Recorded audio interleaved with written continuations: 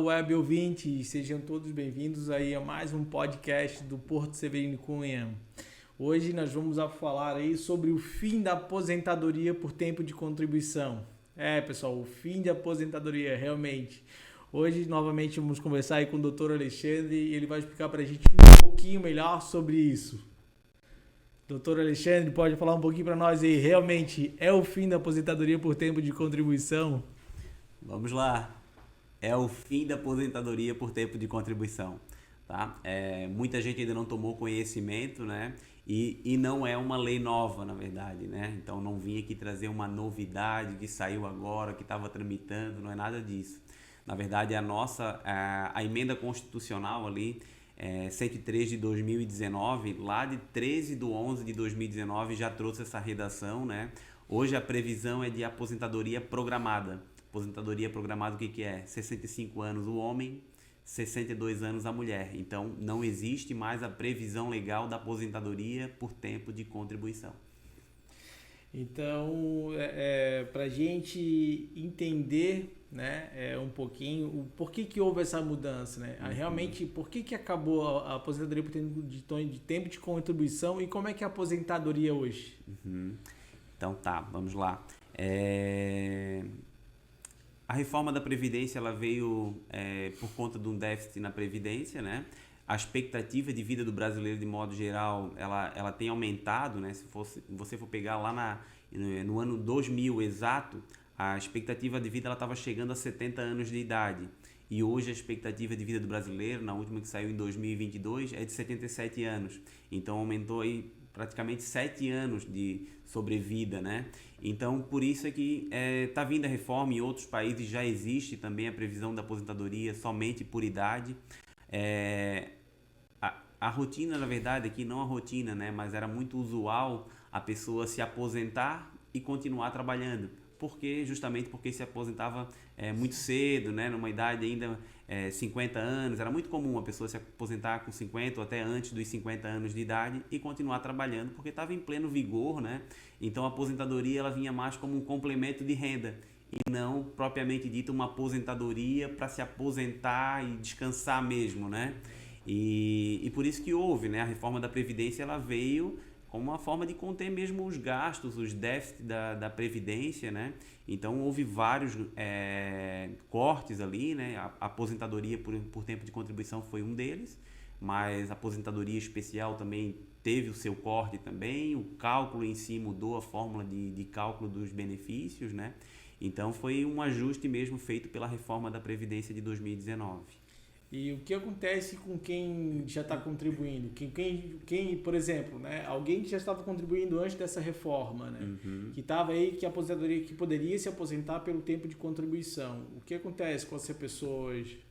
Então, extinguiu, na verdade, para quem entra no regime hoje. Então, para quem entrou no regime a partir da publicação da Lei 13 de 11 de 2019, essa pessoa não vai conseguir se aposentar por tempo de contribuição, somente por idade. As pessoas que já estavam no regime antes da mudança da lei, essas foi feita uma regra de transição, né? Então, existem algumas regras ali, né?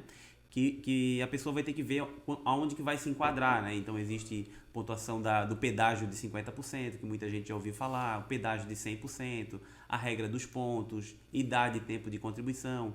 Então, tem regras ali que a pessoa vai observar para ver qual que ela vai preencher, né? Qual que vai se enquadrar melhor, mas para resguardar um pouco desse direito, vamos dizer assim, né? Para a pessoa não ser submetida de uma hora para outra, que já estava de repente em vias de se aposentar, talvez igual a regra do pedágio de 50%, por exemplo, né? A pessoa faltava 2 anos para se aposentar, então simplesmente vai ser jogada por 65 anos? Não, aí criou-se essa regra do pedágio, então se faltava 2 anos para se aposentar, você vai ter que cumprir os 35 e mais 50% do tempo que faltava. Então se faltavam 2 anos, você vai ter que cumprir mais 1 ano. Então ao invés de 35, 36 anos, independente da idade, né? Existem outras regras, né? A gente não vai abordar todas elas aqui, porque eu acho que vamos ter um momento oportuno para estar gravando outros vídeos aí para explicar detalhadamente cada uma das regras. Mas o adequado mesmo é a pessoa, né, fazer o cálculo para ver a situação que ela estava antes da mudança da lei. Então, o importante é justamente isso, né? Então, você vê em 13 do 11 quanto tempo de contribuição eu tinha, qual a idade eu possuía e daí ela vai ver qual a regra que vai ser aplicável a ela, né? Porque tem regra que vai garantir, por exemplo, 100% da média contributiva, outras vai ser conforme o cálculo que é hoje, né? Hoje, por exemplo, a aposentadoria por idade que está em vigor, você recebe 60% e mais 2% para cada ano que supera, no caso do homem, 20 anos ou a mulher 15 anos de tempo de contribuição, né?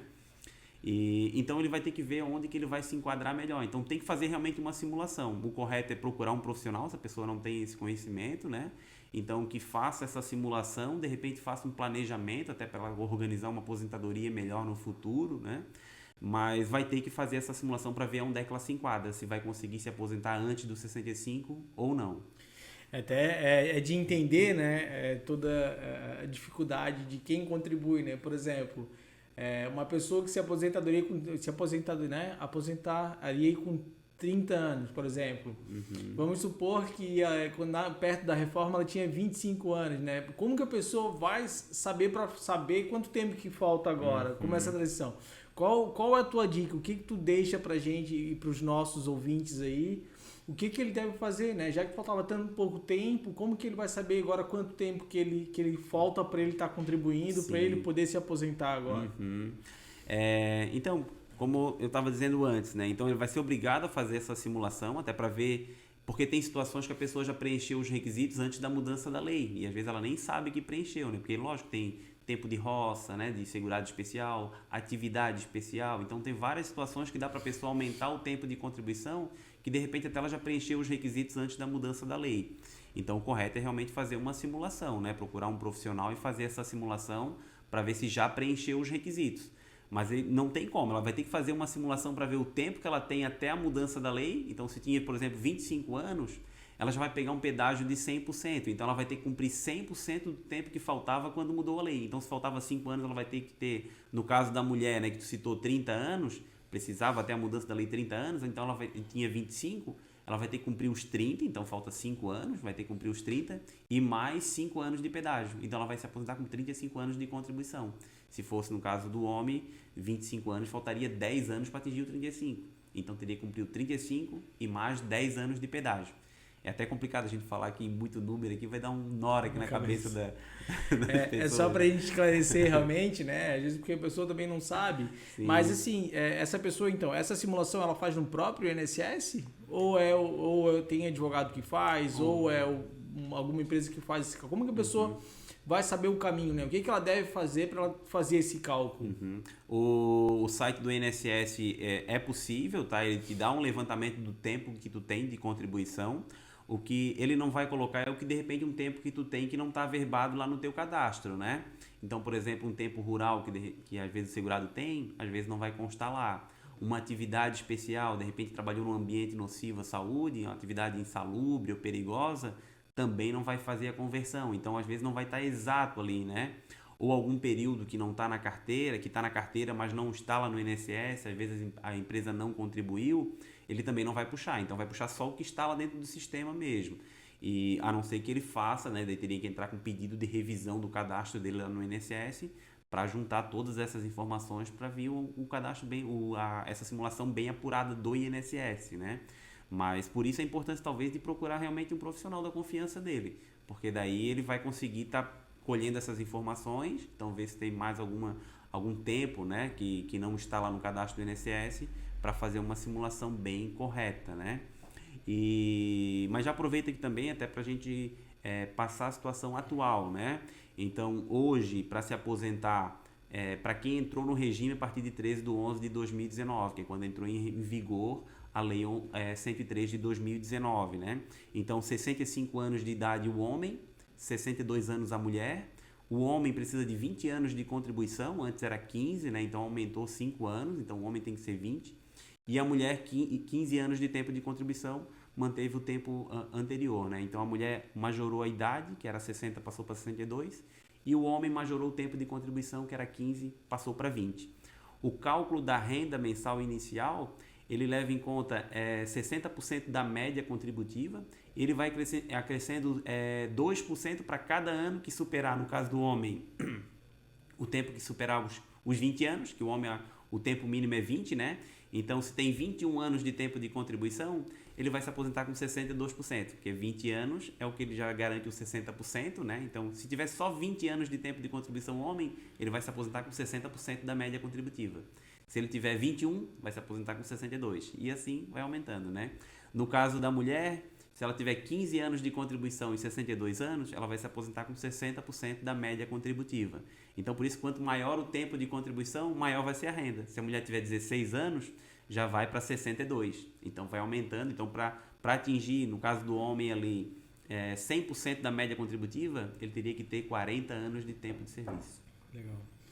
Então, como tu bem me falou, né, é de dar um nó na cabeça de quem está nos ouvindo, né, principalmente quem está próximo da aposentadoria, o trabalhador que é mais leigo, que não sabe realmente de todos esses cálculos, de todas essas transições, né.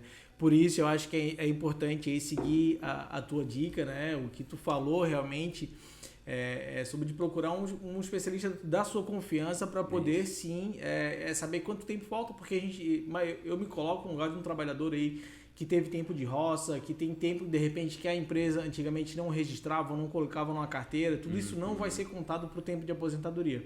Então, realmente, a dica para quem aí está nos ouvindo é ir atrás de um profissional para que faça esse cálculo e você tenha, com mais segurança, saber quanto tempo realmente lhe falta ou se já está no momento de se aposentar e você pode dar entrada no seu benefício.